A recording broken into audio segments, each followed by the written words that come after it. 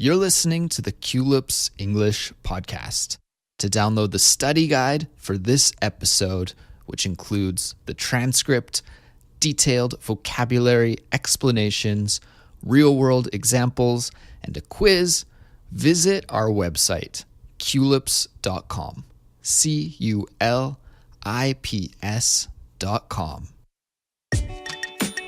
Hey everybody, my name is Andrew. And my name is Morag. And you're listening to Culips.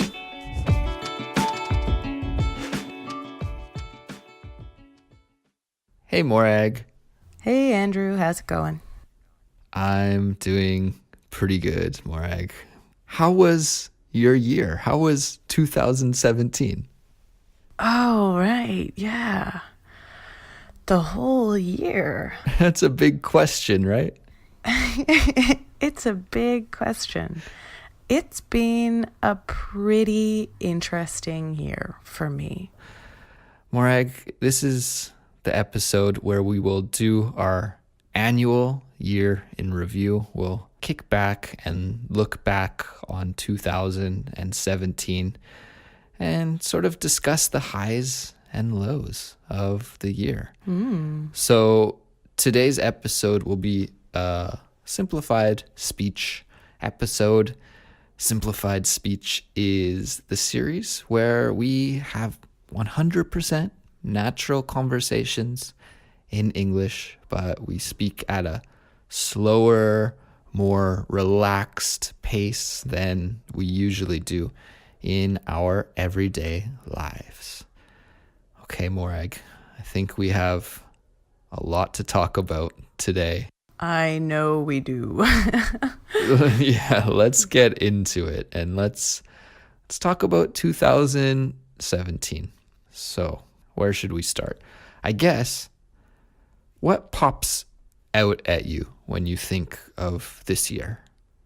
To be honest, I think for me, this is the year of checking the American news all the time. Absolutely, checking the American news all the time. And Twitter. I mean, I think one of the big events that happened early on this year was Donald Trump actually becoming the president, right? He won the election in 2016, but he assumed office in 2017. And this means that I think everybody around the world checked Twitter more than usual to see if he tweeted anything new, because whether you love him or hate him, his tweets have entertainment value. And a lot of power. So it's something to watch for sure. Yeah, I would agree with you that this has been a year of news and fake news. We saw the emergence of this new expression, fake news, which is on everybody's minds. I think whether we read our news online or whether we get it through traditional ways like the TV, everybody is a little more critical about news sources now. And honestly, I don't think this is a bad thing to think critically about the information we consume. Not at all. I think it's a great thing to be honestly critical about an article or a news source. However, I think one of the ways to do that is to actually look and see if you can find sources cited in an article you're reading. That's a good tip. Look for the sources. A good reporter will always cite their sources, right? Yep. And you can see where they're getting their information from and follow a trail along. So if you're not sure about a particular outlet, you can just keep on going to see where the information started. And that's, doing your own investigation about the news you're getting is always the best way to go if you're unsure. So that's not so bad. Not at all. I think if we're thinking big trends from 2017 or big news stories. Also, the sexual abuse and sexual harassment stories that are coming out of Hollywood caused a huge shakeup in the entertainment industry, in the comedy industry. I think this will be something that 2017 is remembered for in future years. Absolutely. I think that the two largest ones at this point are Harvey Weinstein and Kevin Spacey. Both of them being completely discredited. Last year was a really sad year because we lost a lot of celebrities and singers who just passed away. And this year, we have also lost a lot of entertainers, but due to them destroying their careers because of, well, terrible behavior. So it's another year of loss, but in a very different way. I just hope that this means that there's going to be a culture change, because the people may have done terrible things in the past, but if we learn from them and stop making those similar sorts of mistakes, then hey, that would be awesome. 2017 is the turning point. Exactly. That's a very positive way to think of it. And let's be hopeful that it is a turning point and that things improve for the better going forward into next year. So maybe we should talk a little bit about our own years, though. It's a scary world out there. Yeah. So one of my highlights was crossing an item off my bucket list. And this was finally traveling to Japan after many, many, many years of wanting to visit Japan. I finally got to visit, and this, I think, was the highlight of my year.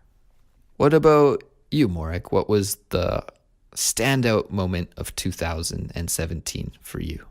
I think the standout moment for me for 2017 was getting and starting my first full-time job as a writer. So that's pretty cool. That is definitely cool. Now you're officially a professional writer, so this is awesome. It's interesting, but it's being part of a corporate structure and an office, and it means that there's a lot of time that I used to have that I don't anymore. But it's also just a whole different pace of life to get used to. So forgive me if I maybe sound a little boring about 2017, but it was mostly a more quiet personal journey of learning how to work in that sort of environment and be in an office 8 hours a day. Morag, I'm always curious. I always ask my friends this question at the end of the year. That is, what was your best discovery of the year? Like maybe a movie you watched, or an artist you learned about, or a record, something like this that you were really impressed by. And it doesn't even have to be from this year, but just something you learned about this year that you thought, wow, that's awesome. Actually, it's not a thing, but an activity. Okay. I think the best discovery would be rock climbing indoor. Nice. It's so much fun. That's the best activity. It's a good discovery. I didn't really realize that it was right in town, that you could just go a couple blocks. It was amazing. So, That's awesome. That's awesome.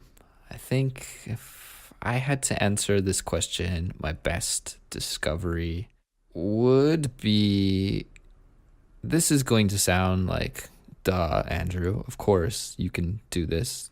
How did you not know about this? But I got into listening to music through YouTube in a big way this year. I think now YouTube is my go-to source for listening to music, and I found some really, really great music through YouTube that I never would have been exposed to otherwise. So even though YouTube is not brand new technology or anything, it really opened my eyes to a lot of music. And I think, going back to talk about Japan again, one of the biggest, best musical discoveries was a Japanese singer named Tatsuro Yamashita. So if you guys don't know him, check him out on YouTube. Super awesome. He's my musical pick for 2017, even though the music he made is from the 80s and from the 90s. But it was really cool. So that's my vote for best discovery of 2017, the YouTube Jukebox. Well, maybe before we end this episode, Andrew, I'm going to put you on the spot. What is your New Year's resolution? I feel like I always make the same resolutions. I want to work harder, study Korean harder. Be more tired. Be more tired. Yeah, if I do all these things, I'll have to drink lots and lots of energy drinks. But Yes. I think 2017, especially the last half of 2017, has been the first time that I've really got a solid control on my diet. I feel like I've cut pretty much like 90 to 95% of the garbage food out of my life, and I'm feeling healthier and better than ever. So my resolution for 2018 is to keep this up, to keep junk food and sugar and just processed food, to keep that out of my life and to stick to eating healthy foods. So if I can keep that up, I will be very happy. Nice. I actually have a similar one, which is in the second half of 2017, I slid back and started doing junk food again. So I want to go back to the way that I was eating before, which is, very clean, healthy food. Nice. It just feels so much better. It feels good to feel good, right? So here's to feeling good all the time, to quote Kramer from Seinfeld. Yes.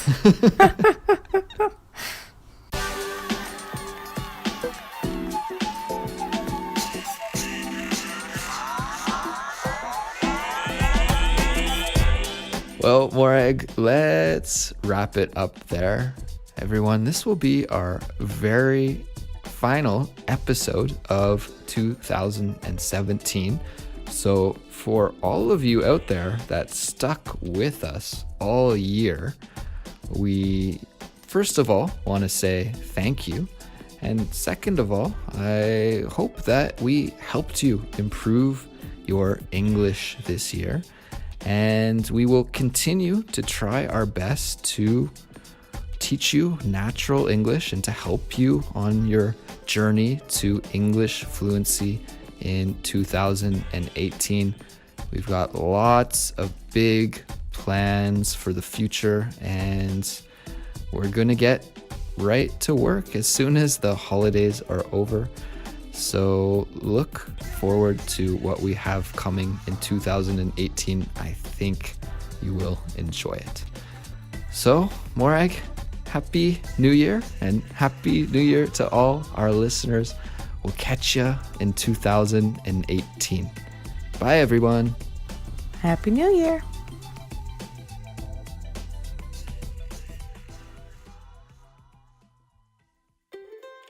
Do you like listening to Culips? If so, please show your support by leaving Culips a 5-star rating and a review on iTunes or Stitcher. This helps new listeners find the show. So don't delay. Rate and review today.